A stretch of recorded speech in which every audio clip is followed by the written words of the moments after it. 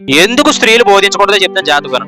స్త్రీలు ఎందుకు బోధించకూడదని కొత్త నిబంధన చెప్తుందంటే, స్త్రీలు ఎందుకు బోధించకూడదని కొత్త నిబంధన చెప్పిందే పాటించాలి. మళ్ళీ పాత నిబంధనలో అలా చేశారు. పాత నిబంధనలో ధర్మశాస్త్రం కూడా స్త్రీ మౌనంగా ఉండాలని చెప్తున్నాడు కదా. 11:14-34 పాత ధర్మశాస్త్రం కూడా చెప్తుంది మౌనంగా ఉండాలని.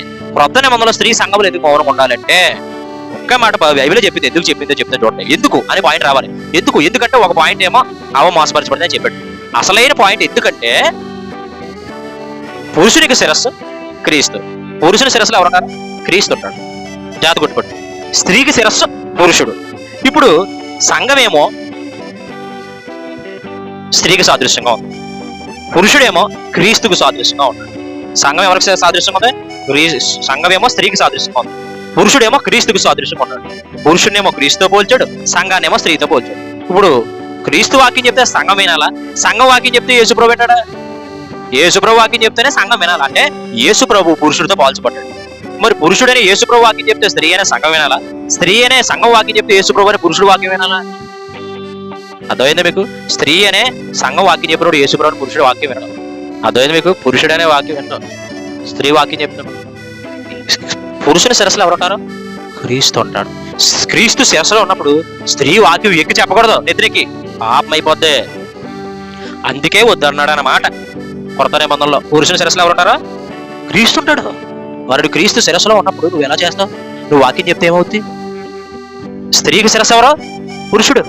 పురుషుని శిరస్సు మీద నువ్వు నిలబడి క్రీస్తుకి వాక్యం చెప్తూ పాపం. ఇది గ్రహించుకుని ఒక ఆత్మీయ తల్లి గారు ఆమె భర్త చనిపోయిన తర్వాత, నువ్వు 500 సంఘం ఉంది ప్రభు, ఇప్పుడు నడిపించడానికి ఒక ఆత్మీయ సేవకుడు కావాలని ప్రార్థిస్తూ నువ్వు ఒక సేవకుని పంపినప్పుడు ఈ సంఘానికి ఆ సేవకుడి చేతికి అప్పగిస్తాను. అప్పటి వరకు తప్పైనా తప్పట్లేదు ప్రభు అని సంఘాన్ని నడిపించింది ప్రభుకి చెప్పి, అలాగా ఈ సంవత్సరం కనిపెట్టిన తర్వాత ఒక ఆత్మీయ సేవకుడు దేవుడు పంపాడు. బాబు ఇదిగో ఈ సంఘానికి అప్పగిస్తాను, నా బాధ్యత తీరిందని ఆ మరలా ఒక మూల కూర్చో. అది నిజమైన ఆత్మీయ తల్లి చేసే పని. అంతే తప్ప హే ఏనంటారా పొగోళ్ళు రే అని వినకూడదు. ఎందుకంటే పురుషుని శిరస్సులో ఎవరుంటారో? క్రీస్తు ఉంటాడు. నువ్వు ఎవరి శిరస్సుకో? క్రీస్తు శిరస్సు మహాపాపం అయిపోద్ది అని ఎఫెసీయులు ఎక్కడ ఉందంటే, ఎఫెసీయులు 5 క్లియర్ గా పోల్చాడు. జాగ్రత్తగా వినండి. 22 ఎఫెసీయులు 5:22 క్లియర్ గా చూడండి. ఆన్సర్ ఇక్కడ ఉంది. స్త్రీలందుకు వాక్యం చెప్పకూడదు. స్త్రీలరా ప్రభువుకు వలె మీ సొంత పురుషులు లోబడి ఉండండి. క్రీస్తు సంఘమునకు శిరస్సు అయ్యులాగున పురుషుడు భార్యకు శిరస్సు అన్నాడు. క్రీస్తే శరీరములకు రక్షకుడై ఉన్నాడు. సంఘమునకు క్రీస్తునకు లోబడినట్టుగా చూడండి. చాలా క్లియర్ గా రాశాడు. సంఘాన్నేమో భార్యతో పోల్చాడు, క్రీస్తునేమో భర్తతో పోల్చాడు. చూడండి, సంఘం ఎవరికి లోబడితే? క్రీస్తుకి. అంటే సంఘం ఎవరు? భార్య. క్రీస్తుకు లోబడాలి. అలాగే భార్యలు కూడా ప్రతి విషయంలో తమ భర్తకు లోబడవలను. అదిగో సంఘం ఎవరికి లోబడింది? సంఘం అంటే ఎవరు? భార్యనా యేసుప్రభుకి? పూర్ణనగా లోబడుతుందా లేదా? అలాగే భార్య ఏమవ్వాలంటే భర్తకు లోబడాలి. భార్య లెగిసి చెప్పిందంటే అర్థం ఏంటంటే, సంఘం లెగిసి యేసుకి చెప్పిందని అర్థం. సంఘం లెగిసి యేసయ్యకు బోధిస్తుందంటే ఎంత పాపం, భార్య లెగిసి యేసుకి బోధిస్తే అంతే మహాపాపం. బాధ గురించి చెప్తాను, వాక్యోపదేశం గురించి చెప్తాను.